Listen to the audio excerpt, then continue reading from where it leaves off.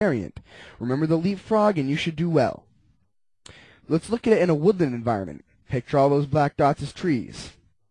Notice how the buddy teams kind of support each other as they move through. And it goes down to even a more larger scale, and you see that the buddies actually cover each other as they're getting to better trees before actually advancing together. This is very important because if an enemy sees you just moving in formation, they will then fire on you and you will not have any important tactical advantages. Moving in a leapfrog fashion allows you to get fire maneuver set up. Now let's look at it in urban. Just like you learn danger area crossing in basic training, I want to stress that this is just another version of the leapfrog. You're just crossing open ground between two elements of hard cover. One buddy team goes forward, provides 360-degree security, the other buddy team crosses. That's it. This is very important. Remember, hot moving. Hot moving is a tactic that won't be used as much, but will be used whenever you are in a semi-urban area or in a place where there is nothing but hard wall cover. Now, in a hot move, the fire team travels in a stack formation like you guys all learned. They go to a corner, and then the team leader peeks around the corner. When he peeks around the corner and it's clear, they move on to the next building, and they keep repeating this process. Remember the fire sectors. Keep covering your exposed sides. The reason why you do this over moving in some kind of formation is because simple is if you move in a formation, not everyone will have cover. Fire sectors. Now while I'm sure you're all familiar with this, we're just going to review it in this video.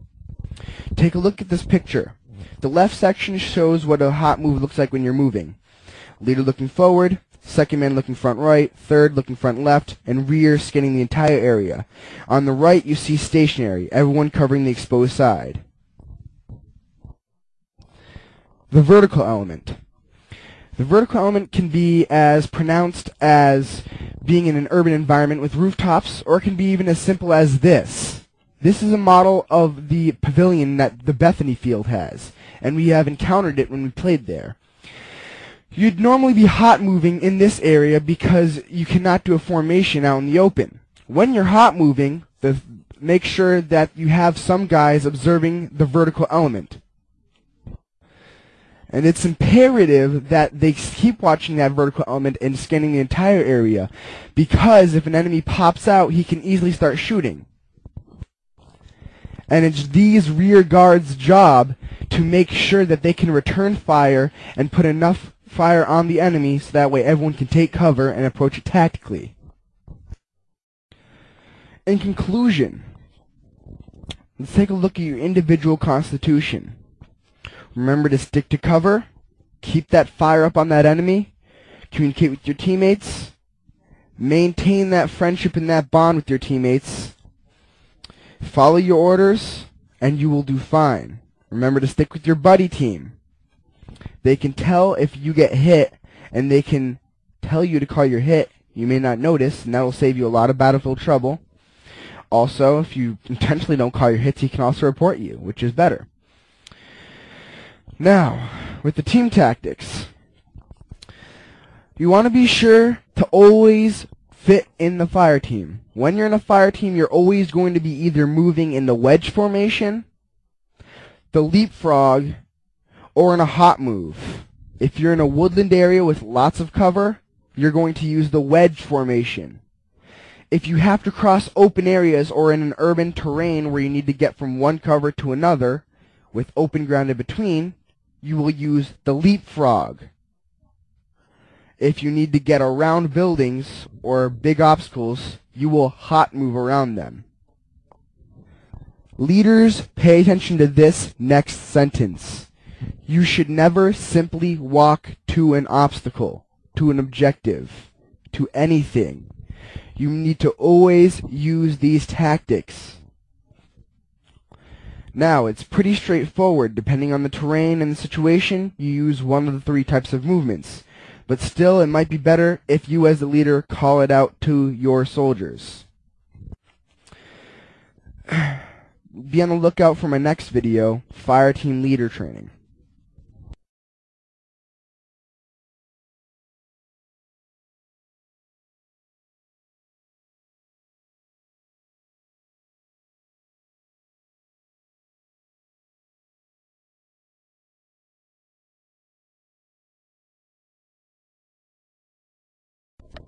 SCA Classroom. Hand signals. In total, there are 6 hand signals that we use. 4 of them are command signals, normally used by leaders. 2 of them are report signals, used by anyone. Let's take a look at examples of each. Follow me. You twirl your fingers in the air in a circular pattern.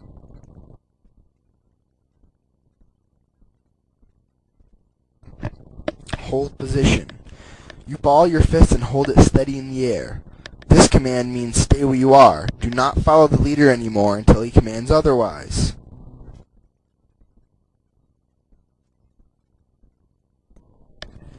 Move out. Make a chopping motion towards the direction you want your troops to move while looking at the troops you are ordering. Eye contact is important in this one. If he's not looking at you, he's not telling you to move.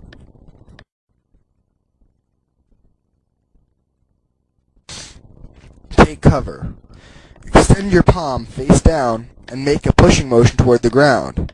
Unlike move out, this is an all-around signal and doesn't require the person who is ordering it to be looking at you.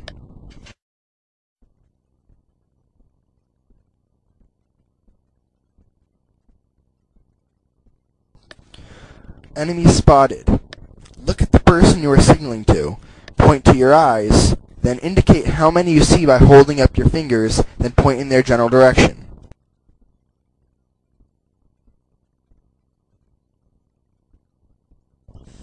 Out of ammo. Hold up the magazine of the weapon you're out of ammo for and wave it in the air. Do not let the enemy see you do this. I didn't record an example for out of ammo, but that is all 6 hand signals. Now move on to the video Fire and Maneuver. SCA Basic Training.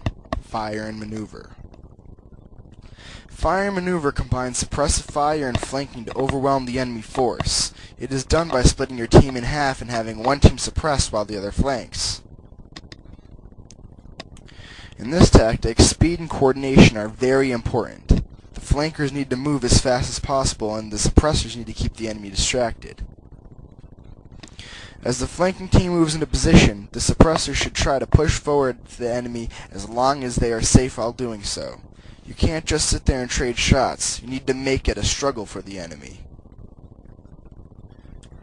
Normally, the fire team leader leads the flanking team along with the rifleman.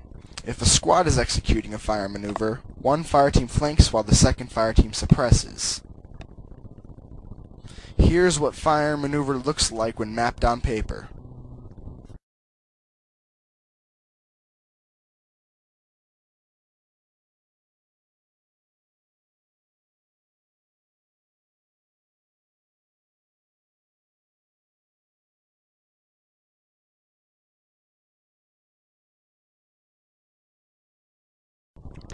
Remember, the keys to fire and maneuver execution is speed and firepower. Hit 'em hard and hit 'em fast. You should now watch the next video, Breaking Contact. SCA Basic Training, Breaking Contact. Breaking contact is a tactic used to fall back while keeping fire on the enemy as you retreat. The following is what breaking contact looks like on paper.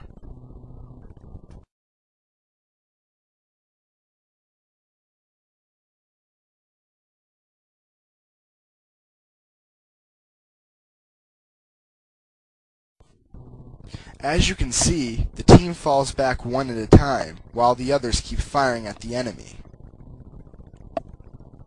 Just like you learned in the classroom portion of training, everyone in a fire team has a number assigned to them.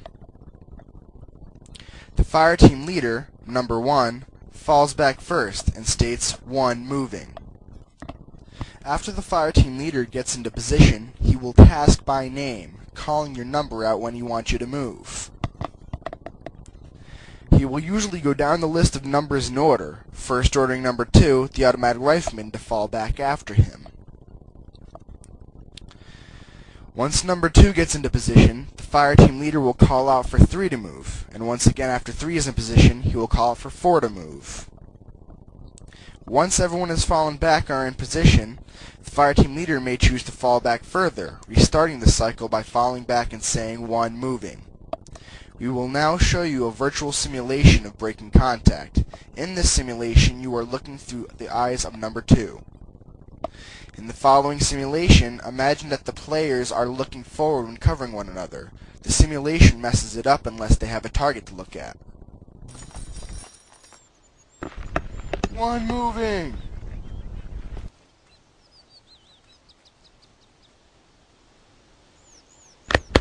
2 go!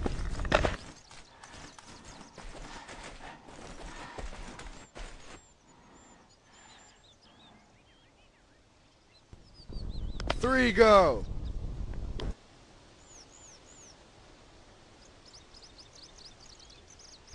4 go!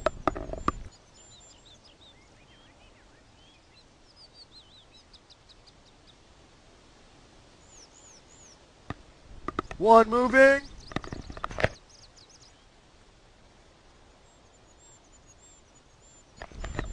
2 go! 3 go!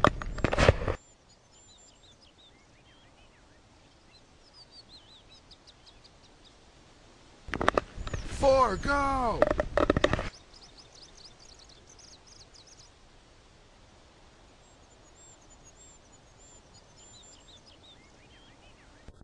'Now you should view the next video, Ambushes. SCA Basic Training. Ambushes. Ambushes are a very effective way of defending an objective, or simply thinning out the enemy before attacking. There are 2 main forms of ambushes, V-shaped and L-shaped. V ambushes are used when the enemy will be approaching through a broad area. L ambushes are used along specific paths. The keys to successful ambushes are stealth, firepower, and timing. Everyone participating needs to be silent and find good concealment, put themselves in a good spot to engage, and firing at the right time. The following is what a V ambush would look like on paper.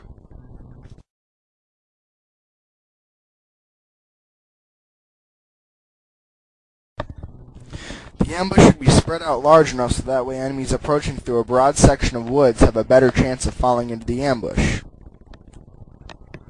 When the enemies approach the center of the ambush, or the kill zone, the lower part of the ambush should open fire while the upper arms of the ambush slam onto the enemies.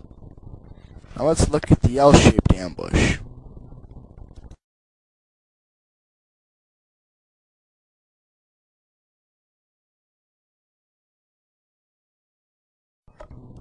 L-shaped ambushes are meant to be used on pathways that the enemy will use. Lower element of the ambush gets on both sides of the path, and the upper arm of the ambush extends along the path, either on the left or right side. When getting into position, remember to stay low, stay near objects like trees, because they make your silhouette less noticeable, stay in the shadows, and conceal yourself with leaves and such. CTF movement tactics. Leapfrog. Leapfrogging has troops moving tactically, covering one another. Starting with everyone crouched or prone, half the troops move ahead a bit, then drop down to cover the other half as they rejoin the first half of troops. Repeat this process until you've reached your destination or come under fire.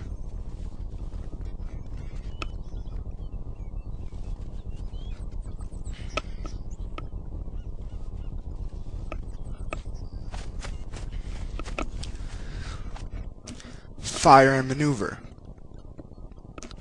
When you encounter an enemy, half of your unit should engage the enemy from long range, as the other half moves to an unexpected spot. From that spot, the assaulter should then engage the enemy on their flank. You should have your heavier troops on support with your lighter troops on assault.